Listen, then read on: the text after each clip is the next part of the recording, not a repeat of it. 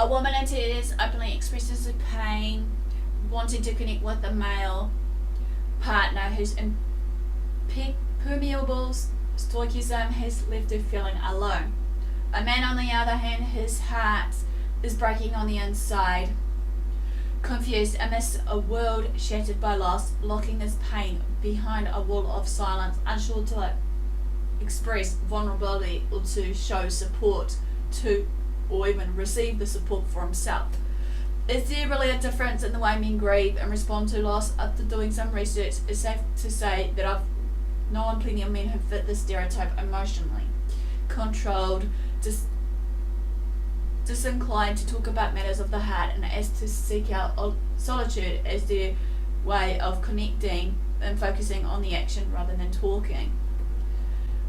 Hi guys, basically before I begin this, I'm Aspie. I'm all about creating mental health and awareness, and as well as sharing my life story with autism and mental health, along with taking you on a journey with me, along with advice and these many other variant of videos that you'll see come to life. So if you're into any of these videos, feel free to subscribe on the bottom right hand corner, and if you do so, don't forget to turn on the notification bell so don't miss any future videos like these and more in the future. And don't forget also just to keep an eye low down that I upload 3 times a week, but it may subject to change, so just keep an eye on the lowdown on my social medias. So basically, as you are hearing me, I'm talking about today about men and grieving. Alright? Real men don't grieve. And I really want to bring this up because obviously this is not much talked about men and the way of mental health, especially regardless what it may be it if it's basically through their mental health versus the general health. They don't hardly talk about it or what have you. So hopefully in saying this that we'll learn something along the way to remove some of the maybe stigma and stereotyping about men and grief in general as well.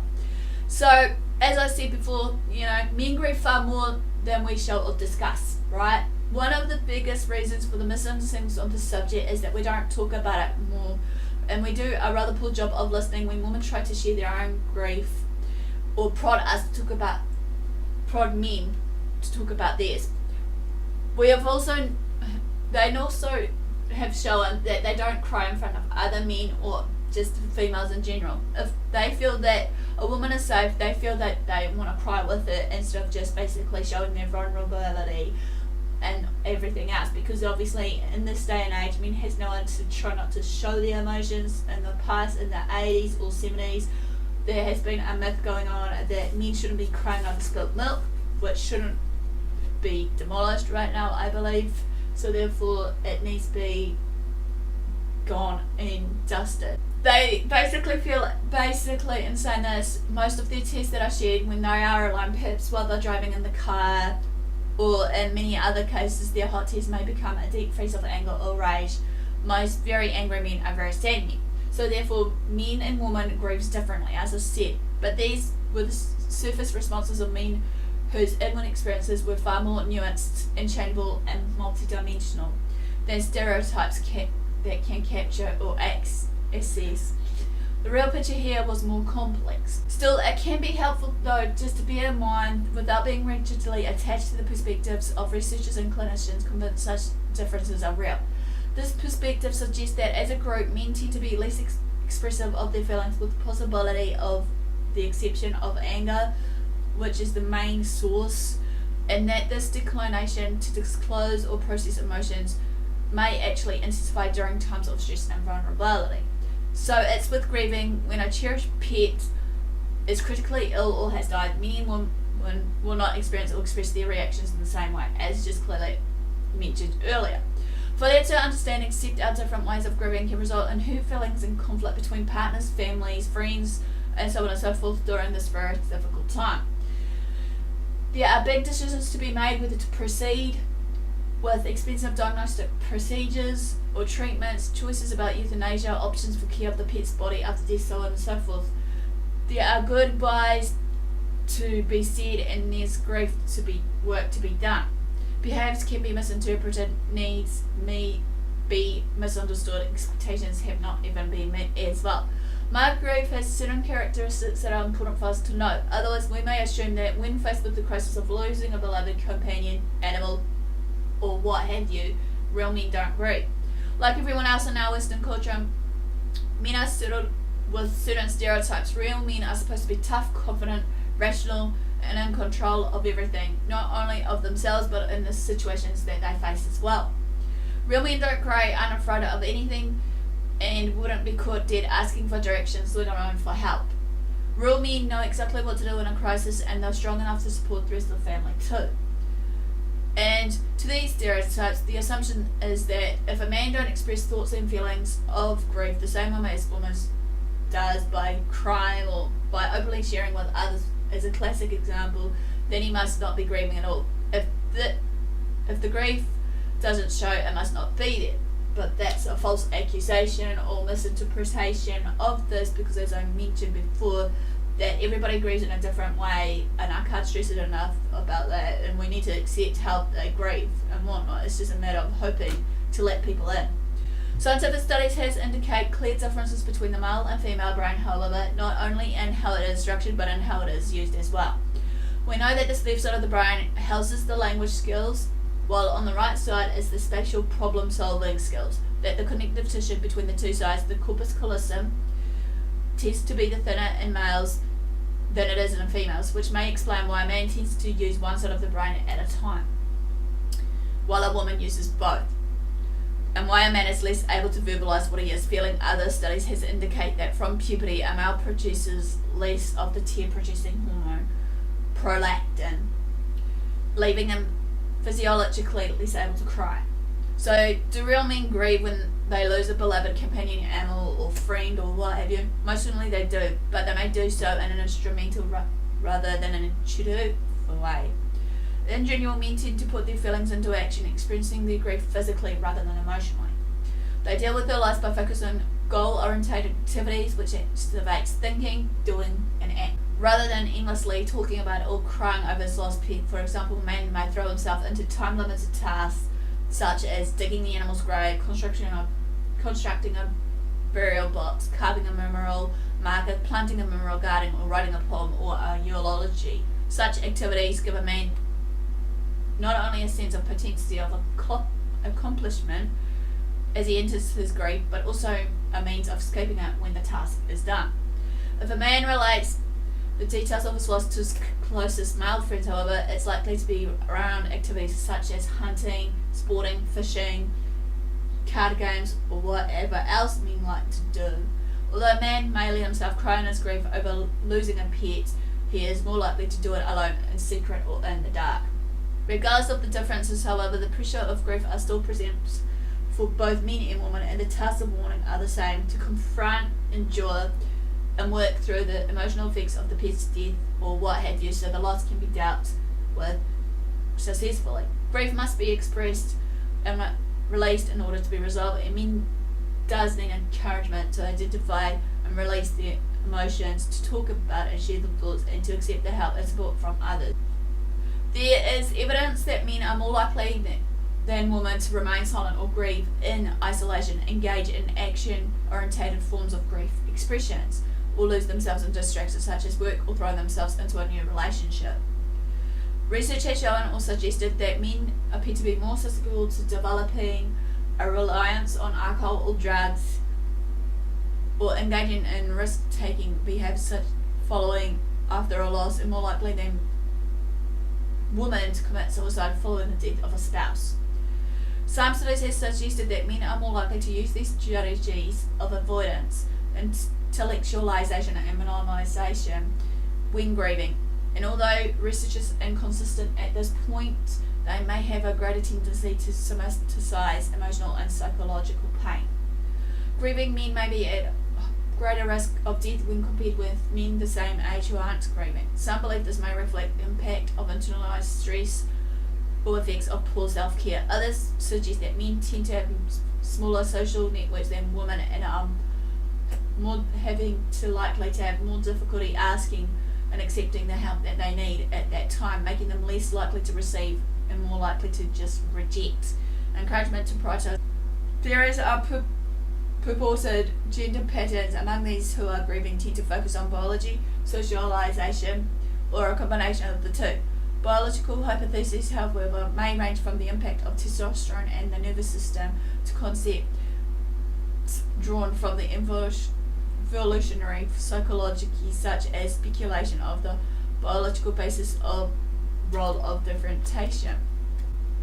Psychologist Judith Dalton, PhD, CT, articulates one of the earlier arguments on behalf of the importance of socialization. During childhood, boys and girls receive different messages that profoundly affects the impact on which way they grieve. She says, boys, she believes, receives 4 fundamental messages about what it means to be a man and what constitutes proper male behaviour. She refers to the first as the stiff upper lip syndrome, in which boys are taught that men must be strong and stoical in the face of difficulty and are discouraged from expressing vulnerability and encouraged to accept pain without complaint. The second is that a man must be in control at all times, self-reliant and able to handle any situation without asking for help. She calls this the powerful loner stereotype. The third message is that a man must protect and keep those safe who are important to him and never trouble them with his own struggles or concerns. However, the last is a man must be ever ready to overcome any of the challenges without fear. Docker and Martin suggest that men and women express their grief along a continuum of styles ranging from those that they call intuitive, centering on the expression of effect, to those that called instrumental, which finds expression physically and cognitively. Although they are careful to contextualize within gender within a matrix of other variables, underscoring that no two people or groups will grieve exactly alike, and that most people prefer some blending of these styles in general. Men seem to feel more comfortable with a style more heavily weighted toward the instrumental end. And the cultural message is, though we may hope boys in the rising generation of men are no longer receiving such regular injunctions, many males continue to receive such messages as adults, even when grieving.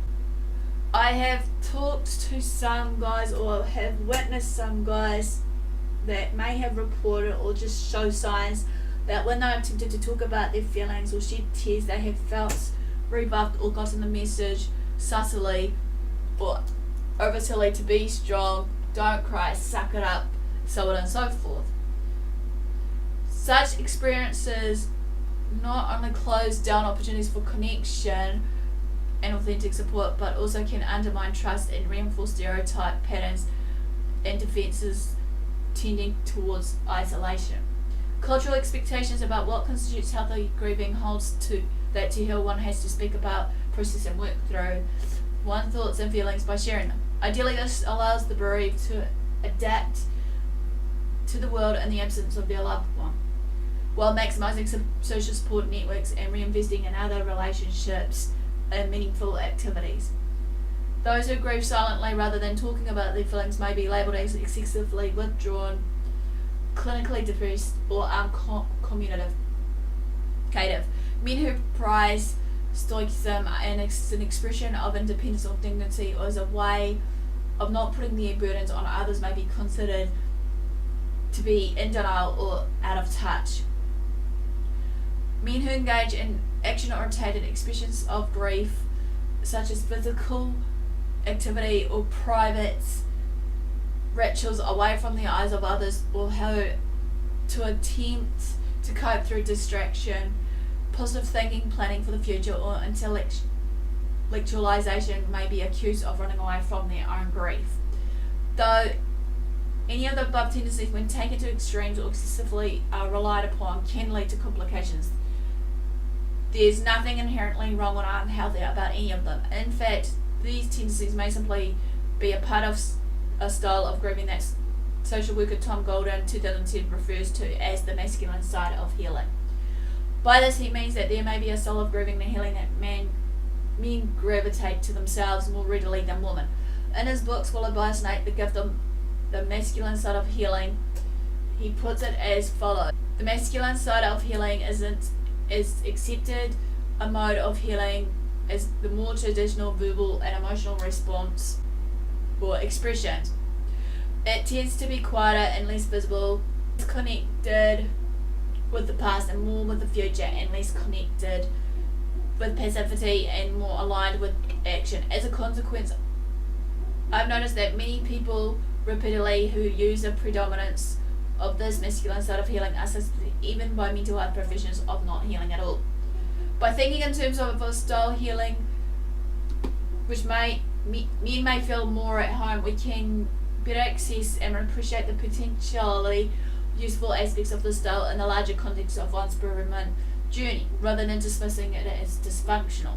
So is the inward experience of grief really different for men and women, or is the pain simply more likely to be found in expression along gender lines? Maybe the difference isn't much so in the experience of grief in itself, but in how the pain of grief is absorbed, processed and expressed, or what we typically call mourning. Unquestionably, many men have inherited the messages described by Dylan, the powerful loner guarding the emotion behind a wall of strength, unwilling to be vulnerable, uncomfortable, asking for support. But this response may be reflexive and potentially self-protective when one is feeling unsafe or overwhelmed.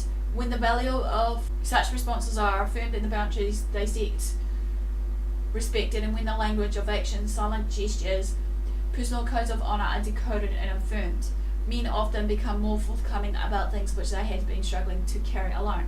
If we mistakenly view our surface style as indicative of an unwillingness to connect or process on a deeper level, or if we discount this style as invalid, insisting that those for whom it is helpful aren't doing the work of bereavement, we will miss the opportunities to go under the surface and offer support. If we accept and respect what may be a masculine or instrument style of healing, we can avoid the trap of stereotyped expectations and build trust by not dismissing these strategies or attempting to force ourselves beyond our own defences.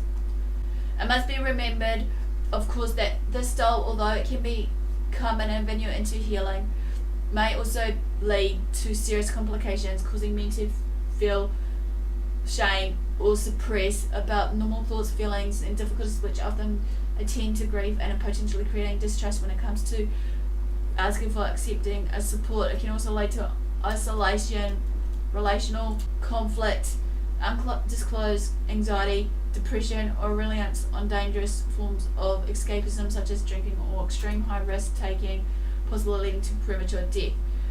It's also worth remembering that there are plenty of men who gravitate toward an intuitive style of mourning, and many women prefer one that tends toward the instrumental, and that these preferences may be more fluid than fixed, changing the context, level of trust, and so on. When this subject of gender differentials in grieving comes up amongst many social workers, however, the conversations can get pretty lively. Some argue that although we need to be careful not to overgeneralize, there are clear differences of style between men and women. Others agree that it's wise to be aware of ways gender socialization can impact one's self, but distrust such as generalizations because they can dull one's sense into nuance, subjectivity, and changeability when it comes to processing and healing from any significant loss.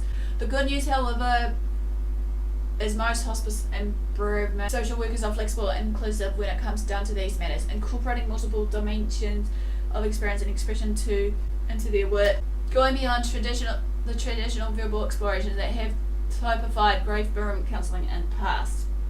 They understand the need to take the time necessary to establish the trust and safety of others around them. They respect our clients' defences and are sensitive to the ways that these may be affected by gender, and most respect the potential value of solitude and of more orientated strategies for coping and healing, whether these strategies are preferred by men or women. So my advice here is to better understand when men who are grieving, it is helpful to recognise that our own gender biases may influence how we read another gender's grieving. Although men and women grieve differently, neither way is inappropriate. It's not helpful to take sides supporting one way of grieving or another. The way we grieve as an individual as we are, some men grieve in traditionally feminine ways and some women grieve in traditionally masculine ways, or vice versa. What looks like inappropriate behaviour may be a wise manner of avoiding feelings or displaying emotions publicly towards others. A man shouldn't be judged, however, basically for how he is grieving. If a man seems more angry than sad at the time of death of his pet or whoever it may be, he may be just angry at the situation, and anger may be the only way he knows how to express his own grief. It's useful in such cases not to take the man's anger personally or to react defensively against it. Some men may turn to drugs or alcohol, as I said, into an effect to numb the pain or of the loss, or to lower their inhibitions so they can't lose their own emotions.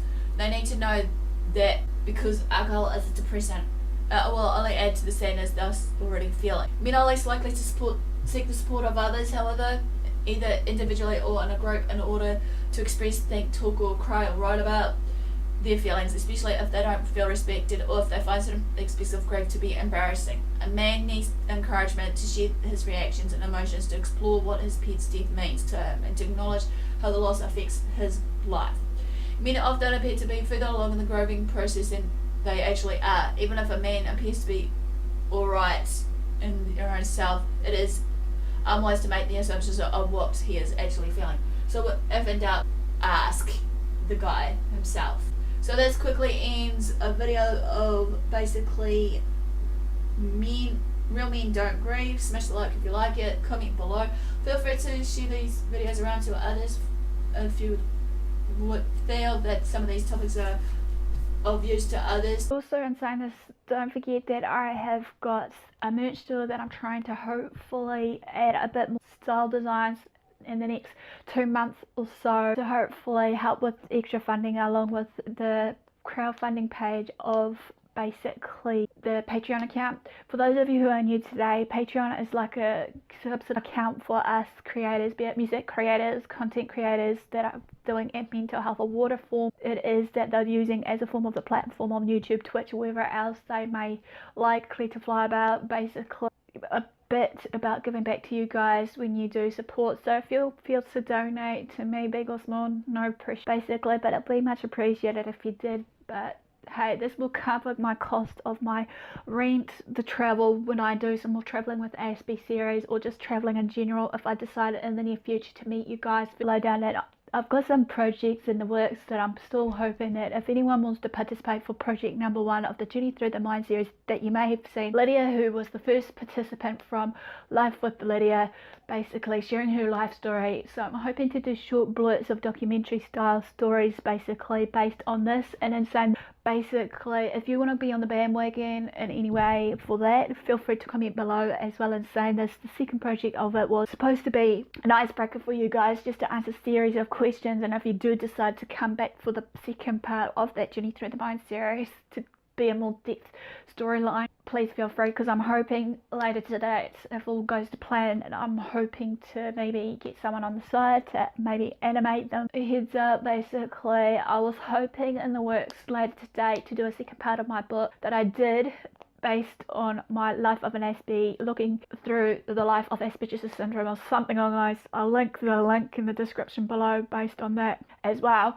so that if any one of you that are maybe autistic and from the autistic community group and you're interested in participating, let me know, so that maybe we can get the ball rolling and get the short stories done and up as well as a third part of my book series, because I'm still thinking that there are certain topics I may have not touched base on from the first part of my book of the Journey Through Life with Asperger's Syndrome of mine. I'm also saying this also, I'm trying to get my blog up to date so I can create it as a website hopefully as of before next year, because that's my main goal. I'm still looking for someone who is willing to actually maybe help me design it from WordPress, to actually put the web address in and stuff and tidy it up so that we can actually put other bits and pieces in that you may want to see on there. I'm at this point of time been away for a few times too because of the subtitling I'm doing. I hopefully enjoyed this video, and do what you love what you do. Until next time, I'll see you again soon. Ciao for now.